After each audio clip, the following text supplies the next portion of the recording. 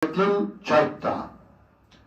نو پوری علاقه چت که بام میلا لگیدا منډای ساروی بیا غستل یو سره دل دی نلاړ پیسې وړي چې ځان له غوی علم غوی خوښ نشو پیسې جیب کې واپس راته په دې هند په لاره باندې کشتای زی راځي اوسم زی نو هغه چې سوچ وکړ چې دا خو ناوخته دی او بیړای کشتای به پورې شوي نو زه شپه به وکړم او سهار به لاړ شم دغه یو دوستو چچ کې نو هغه کاره پاتې شو شپې لا هغه ته چې پته ولګي دی راغلی او ځان له څاروي اخیسته وای نه نسته پیسې ورسره پاتې شوي دي نو هغه زامنو سره صلاح وکړه چې د شپې وې مړ کړو اسم چاته پته لګي چې زمونږ کاره شپه ده د شپې وې مړ کړو پیسې ورته والو چاته به خښ کړو پته به ونه لګي دا هغه یو ځای تلو اوبه خوارله نو هغه د پټي اوبه کولې د شپې د نورو زامنو پلار صلاح کړې ده د میلمنې په ډیوډای کې کوڅه کې کټ واچو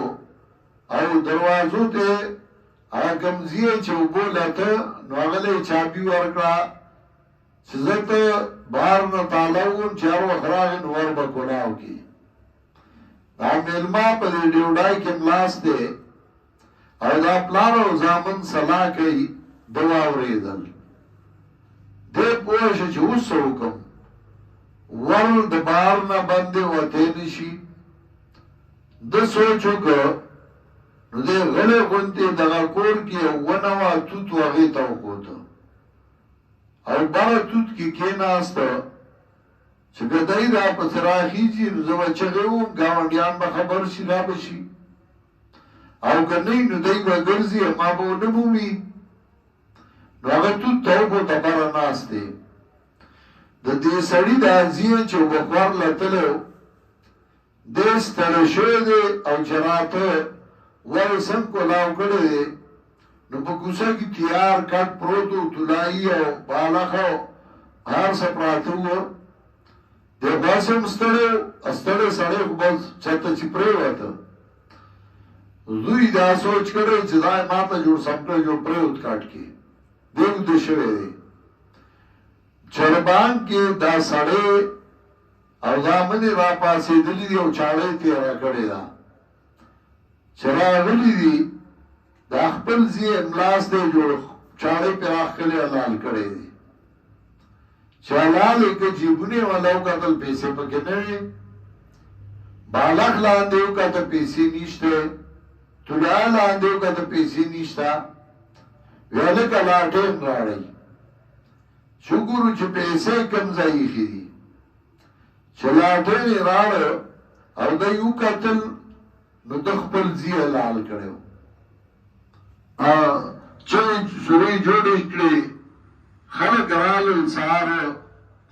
وی میګا غله راغلي دي او ځای یې حلال کړی دی اوس رښتیا خو وایي نه غله راغلي او ځای یې حلال کړی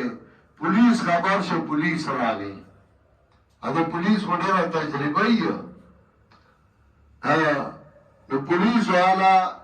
چې خبر شو دا پولیس والا ډیره تجربه یې ما یو ملګری دی یو سړی چاوجړی د شپې